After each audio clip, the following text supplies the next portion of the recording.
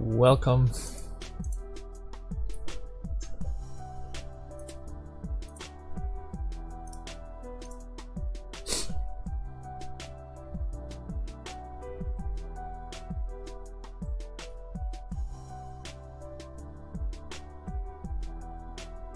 Playing on a Friday today, but it's still lunchtime, so I don't expect the pools to be too crazy. It usually starts around 3 or 4 p.m.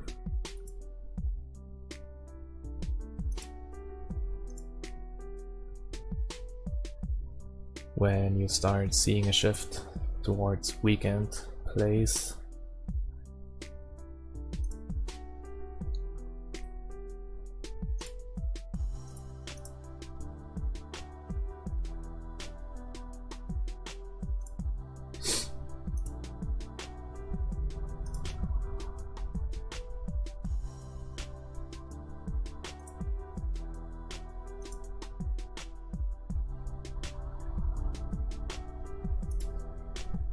Send a bet on the turn.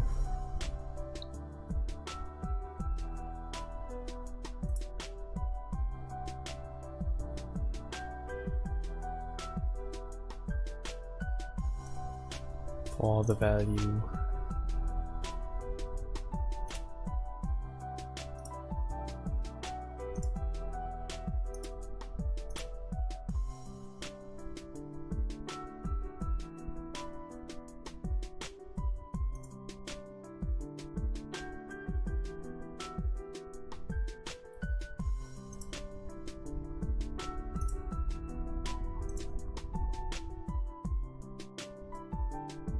And we give up, I mean, especially if he dunks like this.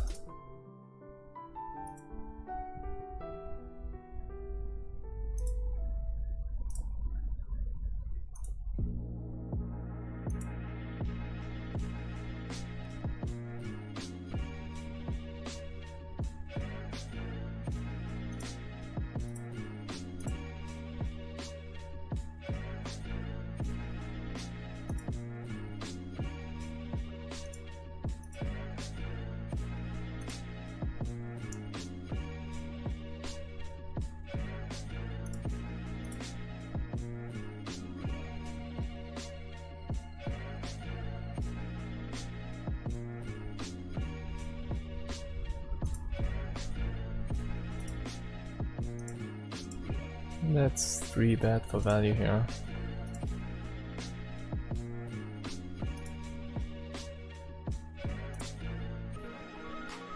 Man, they're just folding everything today.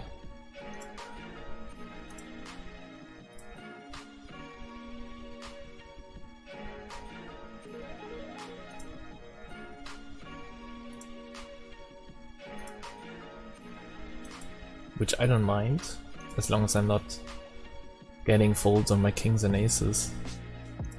It's fine.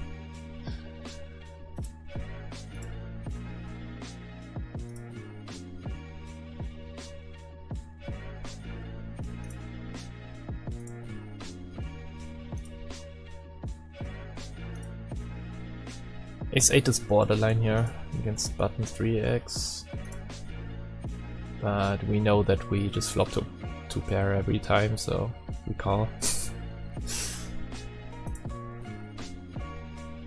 I think actually I'm gonna donk here.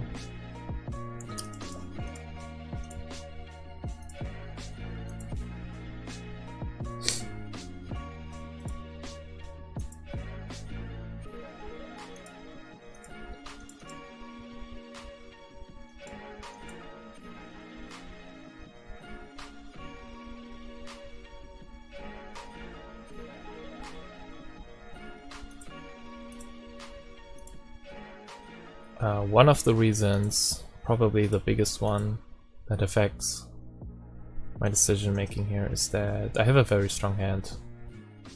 That's obvious. But I have a very strong hand that by betting 3 times can get called down a lot, right? Because he should have ace king, ace queen, ace jack, etc. Also, my hand is really strong, but I don't think it is a good check raise hand on the flop. because if we block an ace and the 8, then if we check raise, I think we're just gonna get called by a range on our check raise where playing turns and rivers becomes really weird and awkward. So I'm just gonna dunk there to maximize the value against ace jack, ace king, ace queen, and also to get 2 streets at least, probably from all the possible draws that I'm not sure if he bets them on flop and turn. So yeah, I mean, in the end it's a very complicated spot where, man, I could probably write a book just about the spot where I dunk here instead of checking, because you usually see me checking, but this is one of the very few spots where I have a dunking range.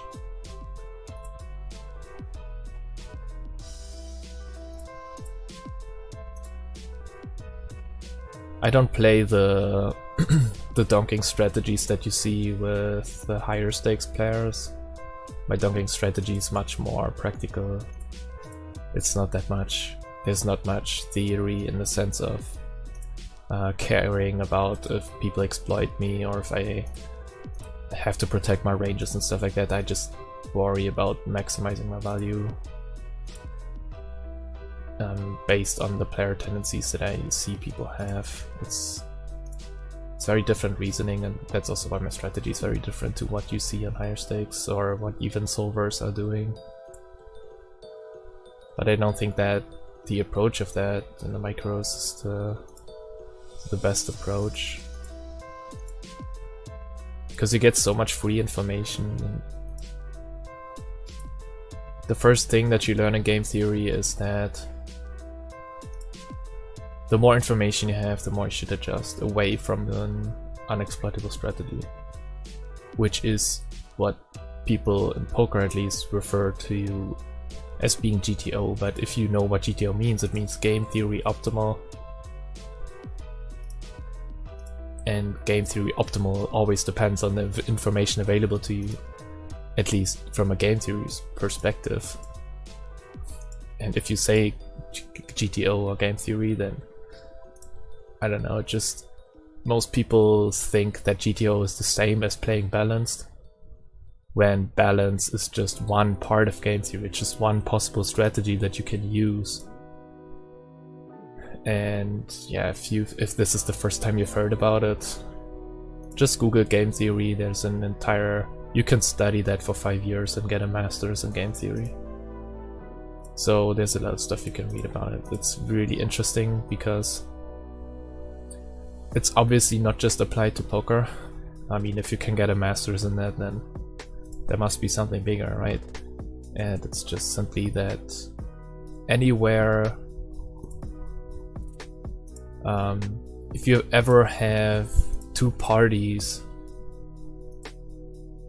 investing something into something, and that something that they are trying to invest into is something that it can only belong to one party, then that's basically a game. And so any business transaction is, from a game theory's perspective, a game. And so game theory is really important, for example, in negotiations. It's obviously not the only thing to consider, because psychology, for example, or how to argue, language, stuff like that is even more important, but game theory is a big aspect of it. And obviously the more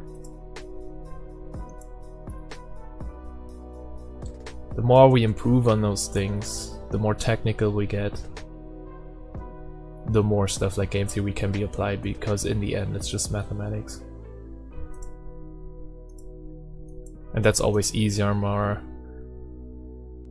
easy. It's way easier to automate stuff like that, because math is something that computers are really good at, but they suck at language.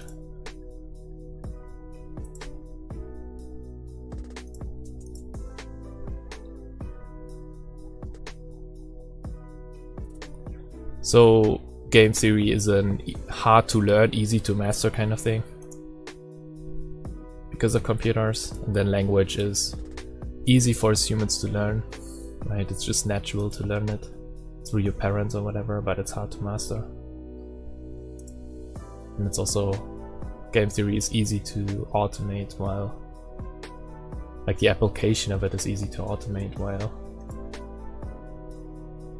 the application of language is still hard to automate, even though we have made great progress.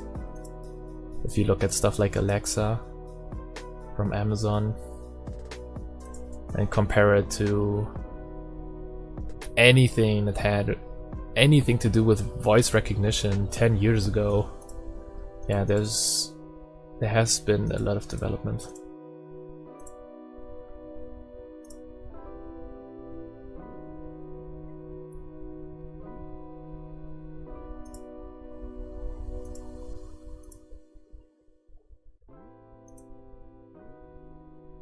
So this episode we haven't been talking much about the poker here, but yeah, I just wanted to get that off of my chest because earlier I had a little discussion with some people. And I feel like, especially in poker, there's a lot of misconceptions being thrown around all the time. And I'm probably also doing a video on that at some point. Probably about multiple concepts that I just mentioned this episode. But game theory is one of the things that I've learned a lot about in the last couple months, and I always thought it would just be so purely theoretical and it's impossible to apply it to poker, but once you delve into it, it's actually the basic stuff behind it is very helpful, and it makes you think about poker a little bit more organized, and it's not so like the strategies don't seem so disconnected, they're all combined. And yeah, I might just do a video on that, we'll see. Anyway, that's it for this episode. Like or dislike, and bye bye.